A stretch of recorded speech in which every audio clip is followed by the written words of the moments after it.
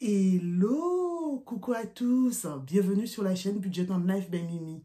Aujourd'hui, on se retrouve pour faire le bilan annuel de mes enveloppes budgétaires ainsi que de mon épargne en banque pour 2022. Alors, non, il n'est pas trop tard, vous savez, on peut faire son bilan ou en fin d'année ou alors on a tout le mois de janvier pour le faire. Mon objectif était d'atteindre les 10 000 euros. Donc, on va voir si j'ai atteint ou pas cet objectif ou du moins si je m'en rapproche. Par ailleurs, je vous ai préparé des petites fiches que je vais commenter et ensuite, on se retrouve pour la conclusion de cette vidéo. Donc, let's go! Bilan annuel de mes enveloppes mensuelles. La première fiche met en avant le bilan mensuel des enveloppes. On peut constater les économies réalisées grâce aux enveloppes budgétaires. On voit également les mois où j'ai été la plus performante, à savoir février et mars, puisqu'en février, j'ai économisé 427 euros grâce aux cartes Énergie Leclerc que j'avais reçues à cette période, ce qui avait diminué sensiblement mon enveloppe course. Et pour ce qui est du mois de mars, c'était dû à mon mois zéro dépense. Sinon, les autres mois, on voit que les économies tournent autour des 200 euros, ce qui est plutôt pas mal. Le second tracker nous montre le bilan des épargnes à moyen terme. Alors, d'un côté, nous avons mes différentes catégories. Au milieu, le montant cumulé. Et enfin, le solde à ce jour. Noël, j'ai économisé 1 000 euros. Il ne me reste plus rien. Cadeau, 770 euros. Il me reste à ce jour 150 euros.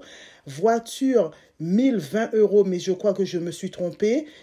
J'avais beaucoup économisé. Mais là, il ne me reste plus que 700 euros. Vacances, 1300 euros, il me reste 300 euros. Navigo, 460 euros, il me reste 210 euros. Faclulu, 400 euros, je n'ai plus rien. Formimi, 130 euros, je n'ai plus rien. Home, 937 euros, il me reste 407 euros. Total cumulé, 6017 euros. À ce jour, il me reste 1767 euros. Ensuite, mes défis, mon cash auto, j'ai cumulé 2520 euros. Vous étiez nombreux à me suivre. Voilà. Et enfin, le défi des 5 euros que j'ai commencé au mois d'août et j'ai déjà la somme de 185 euros, ce qui nous fait un total défi de 2705 euros. Le montant total des enveloppes 2022 s'élève à 4472 euros, ce qui est juste énorme parce qu'il ne s'agit que des enveloppes. Les chiffres parlent d'eux-mêmes. Si vous ne faites pas encore ce système, n'hésitez pas, foncez et vous n'allez pas le regretter. Ensuite, voilà le récap annuel de mes finances. Le bilan des enveloppes s'élève à 1767 euros. Les défis, 2705 euros. Mon PER, plan épargne retraite, 1200 euros cumulés cette année. Le PEC de mon mari, j'ai mis 2400 euros. Mon compte épargne logement, 2000 euros, ce qui correspond à 2 fois 1000 euros, les primes annuelles.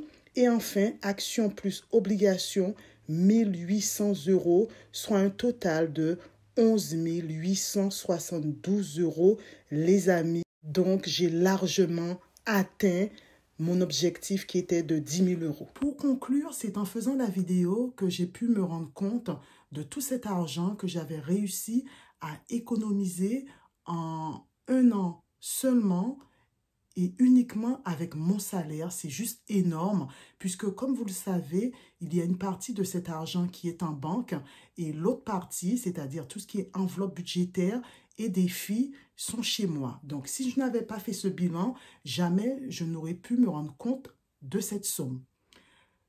D'où l'importance de faire son bilan pour avoir un portrait complet de votre situation financière et bien gérer votre argent. Donc, faites votre bilan financier. Pour ce faire, dressez la liste de ce qui vous appartient, c'est-à-dire vos actifs et de ce que vous devez, vos passifs ou vos dettes. Définissez vos objectifs financiers, vos objectifs à court terme, c'est-à-dire ce que vous souhaitez concrétiser dans les prochains mois, voire dans un an. Vos objectifs à moyen terme sont les projets que vous désirez réaliser dans un horizon de 2 à 5 ans. Et enfin, vos objectifs à long terme sont des projets de longue haleine. L'exemple parfait est la retraite. Établir vos objectifs vous permettra de déterminer les sommes que vous devez épargner pour les réaliser. Alors, moi, cette année, vous allez voir, je vous avais dit que je n'avais pas vraiment d'objectif, mais j'en ai un quand même, puisque je vous avais dit que c'était de payer par anticipation mon bien immobilier dans les 2 ans. Donc, vous allez pouvoir me suivre tout au long de cette année et vous allez voir combien j'ai décidé d'économiser pour cette première année pour atteindre en partie cet objectif. Voilà. Donc, c'est ainsi que se termine cette petite vidéo. J'espère que ça vous aidera pour les personnes qui démarrent ou pour les personnes qui tâtonnent. Essayez de, je ne veux pas dire prendre exemple parce qu'on est tous différents, on a tous des situations différentes, mais ça vous permet vraiment de voir comment je fais. Ça fait 2 ans, donc vous voyez, la progression est là. Et donc, ça peut vous aiguiller dans votre situation. Voilà, donc n'hésitez pas à commenter, à liker et à vous abonner si vous aimez mon contenu. Sur ce, prenez soin de vous, prenez soin des vôtres. Et moi, je vous dis à bientôt dans une prochaine vidéo. Bye!